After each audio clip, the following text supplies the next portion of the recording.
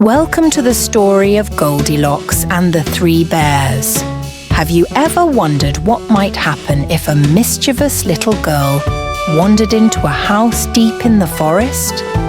Let's explore the surprising journey of Goldilocks and her encounter with the Three Bears.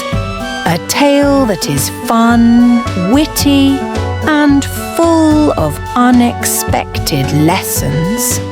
Once upon a time, in a large forest close to a village, stood the cottage where the teddy bear family lived.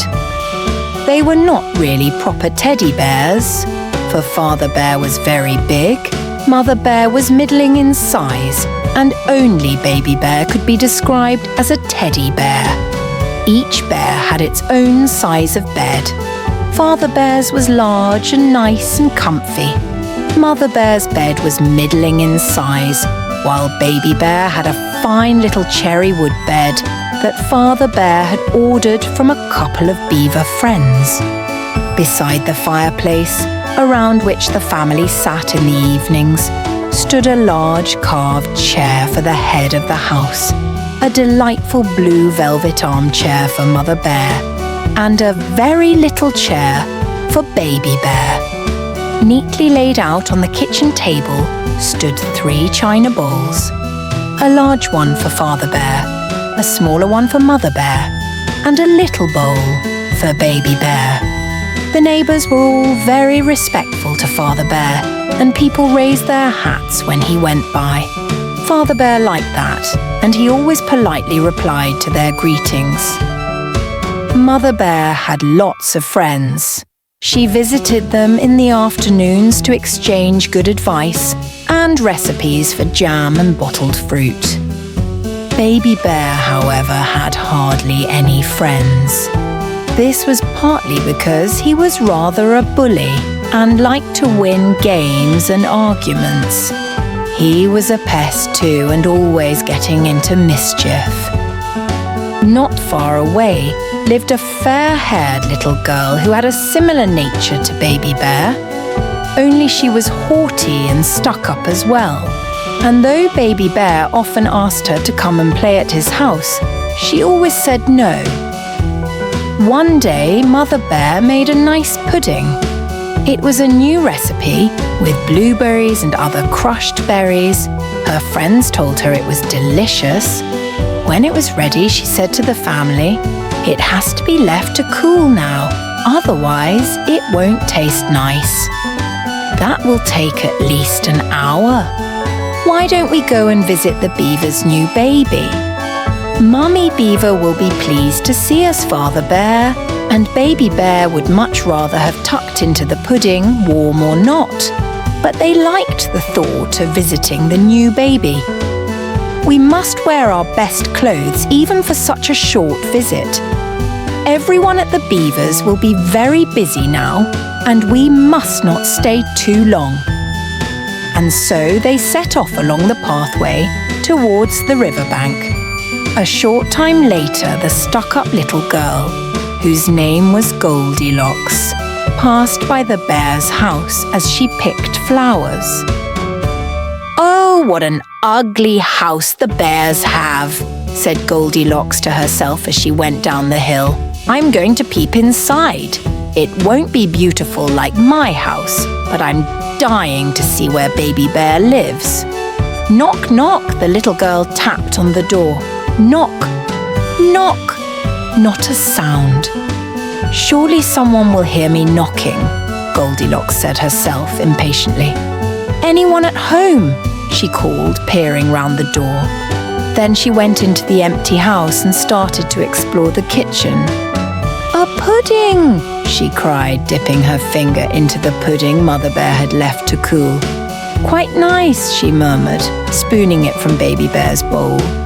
In a twinkling, the bowl lay empty on a messy table. With a full tummy, Goldilocks went on exploring.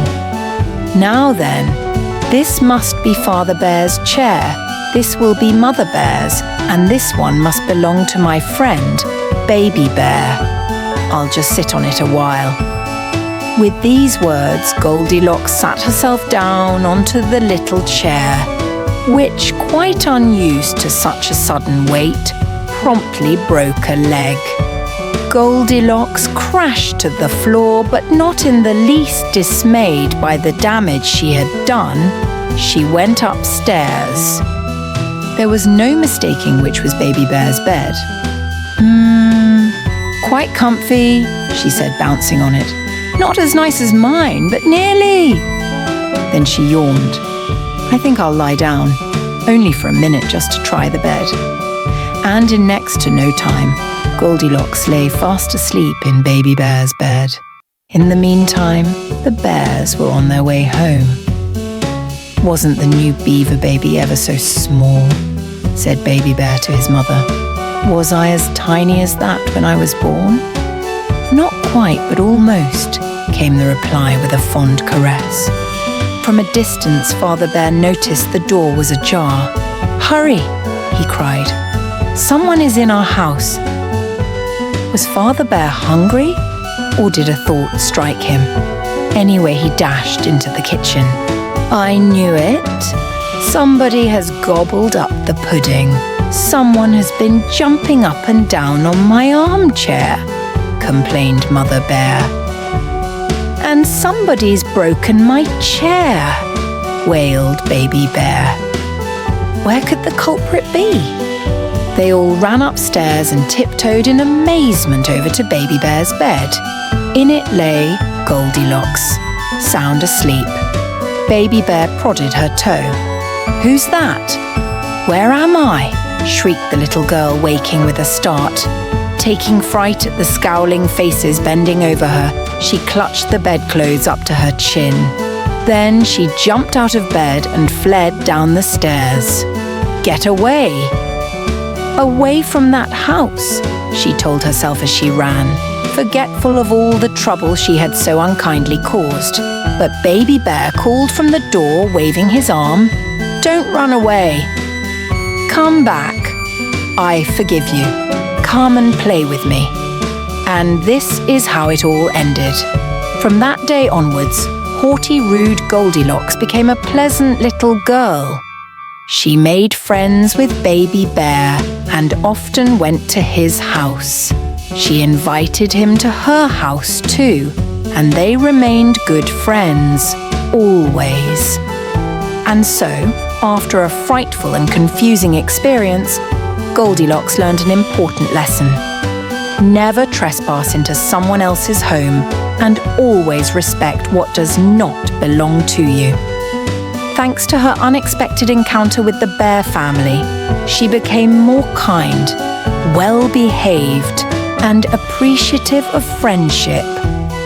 The story comes to an end, but the lesson remains. Respect and sincerity will always open the doors to friendship and happiness. If you enjoyed this story, don't forget to hit the like, share, and subscribe buttons below.